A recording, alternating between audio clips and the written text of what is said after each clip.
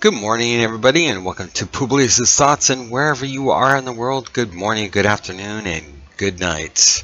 Today, we're going to be talking about Gavin Newsom. The governor of California has ordered state officials to dismantle homeless encampments following the Supreme Court ruling. So, Gavin Newsom has signed an executive order to push state officials to start dismantling the vast homelessness encampments that plague the state following recent Supreme Court case ruling that doing so is not cruel and unusual punishment under the Eighth Amendment.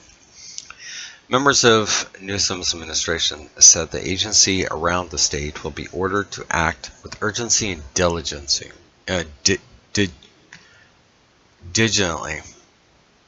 While the executive order cannot force local Californian governments to ramp up the anti-encampment enforcement, Newsom is reportedly set to exert political pressure through billions of dollars to state controls of municipalities to address homelessness.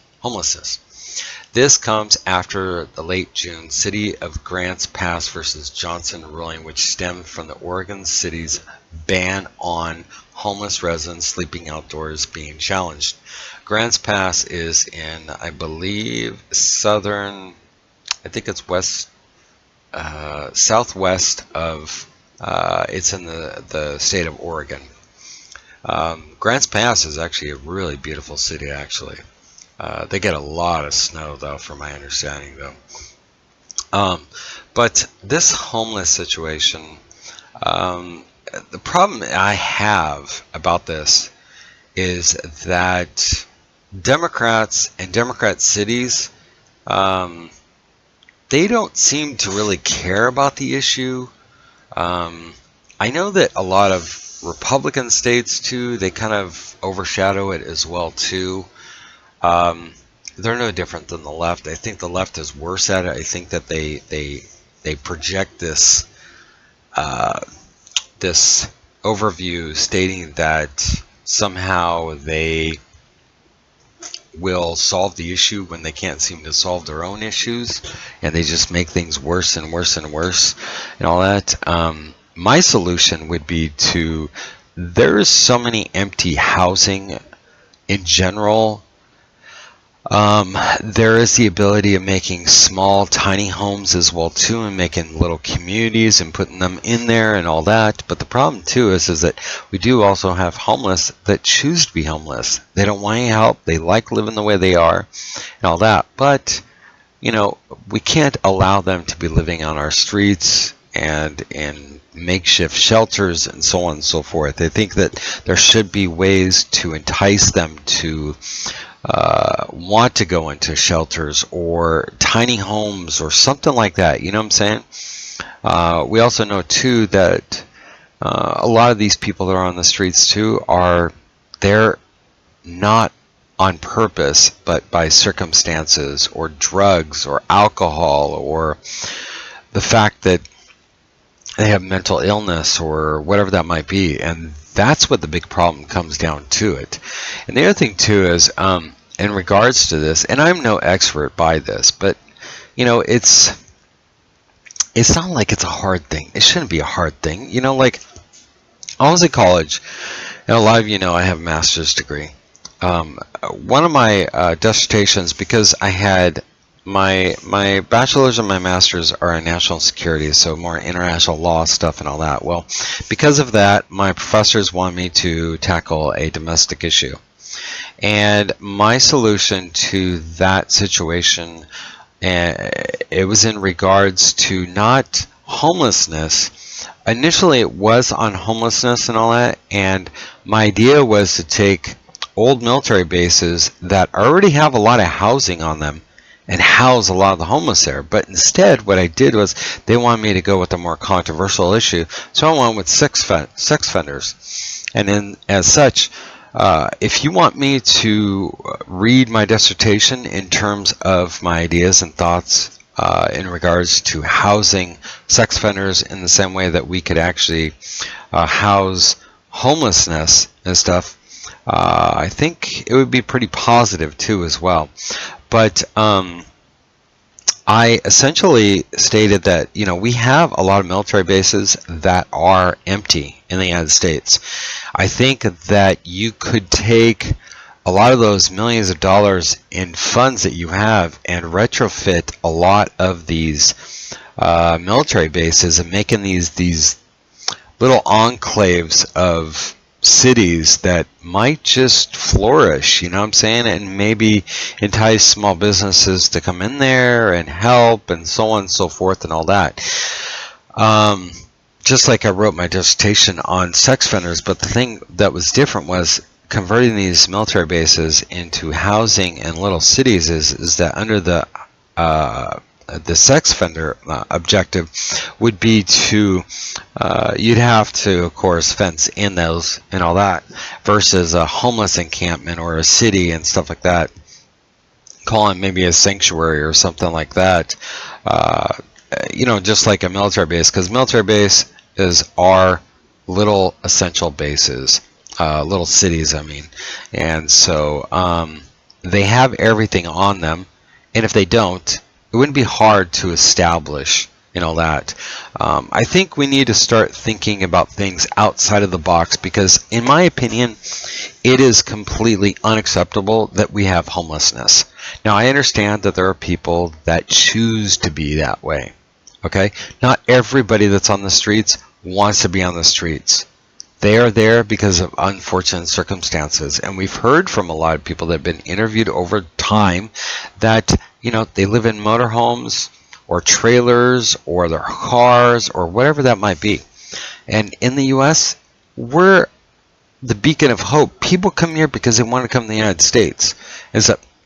And we have homelessness? Yes, I get it. Yes, we're going to have homelessness. But we're one of the greatest nations in the world, in the history of the world. We should not have any homelessness and all that.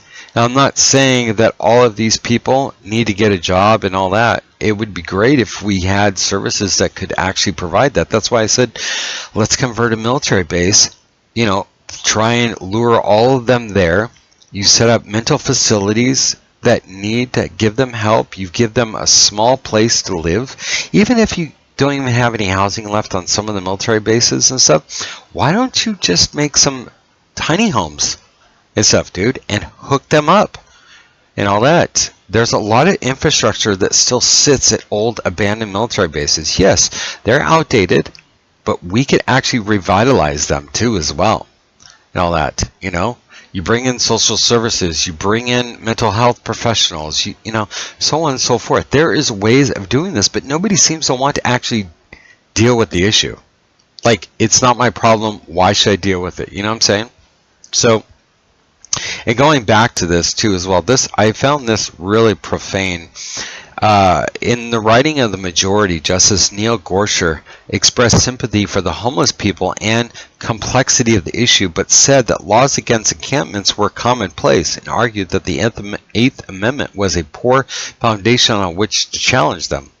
And so I appreciate a justice of the Supreme Court expressing sympathy for homeless and the complexity of the issue, because the issue is complex. I totally get that.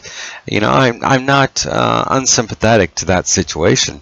Then you got the mayor, Karen Bass, denounces the Supreme Court decision as an excuse for cities to arrest their way out of homelessness. See, this is the backwardness of the left.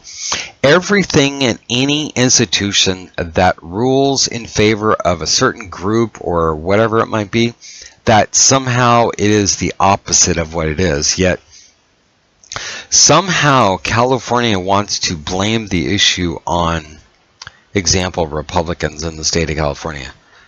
The state of California is a supermajority ruled liberal state. There is no Republicans that are like pushing this agenda one way or another. Yet, the governor states that California remains committed to respecting the dignity and fundamental human needs of all people, and the state will continue to work with compassion to provide individual experiencing homelessness with resources. I'm sorry, but I find it bullshit. Because if that was the case, They would have already addressed it years ago. Years ago. I mean, look at when Xi Jinping of China came to, I think it was San Francisco. They cleaned up the whole city in one day. And they relocated all the homeless somewhere else. You know, including San Francisco Mayor London Breed, on the other hand, has signaled her support for the ruling and Newsom's incoming anti-encampment policy, saying the city officials plan to become very aggressive and assert in moving encampments starting. But where are you going to be moving these to? And then there's another one that says Lancaster Mayor Rex Paris, a Republican, said he began warming up the bulldozers after the Supreme Court ruling. Apparently, the state has been hard at work to address the crisis on our streets, which, again, I find to be utter bullshit. But the other thing, too, is where are you going to put them? Where are you going to send them? That's my real question. What are you going to do? Because this ain't going to happen overnight. Are you just going to shift them around? Because, like, I came from the county of San Bernardino in California, and now I'm in Dayton, Ohio. And in my area, we lived in a very rural area. During COVID and before COVID, they were shipping people to our area and all that, and to get them out of main cities and all that. And we're a red county and all that. And what I don't get is, just like what, you know, not to shift the direction or anything like that, but I just don't. I think that just like the Biden administration is, you know, sending people that are illegally in the country to other enclaves all over the country and stuff like that too as well. I don't understand why officials don't go after these people and arrest them on site for doing what they're doing, you know. So, but I'm going to wrap it up here. Let me know what you think. Do you want me to discuss this situation on my Substack, or do you want me to do it on a video? Anything, I'm open to it. Let me know what you think. Take care, everybody. Peace out. Have a good day. Bye.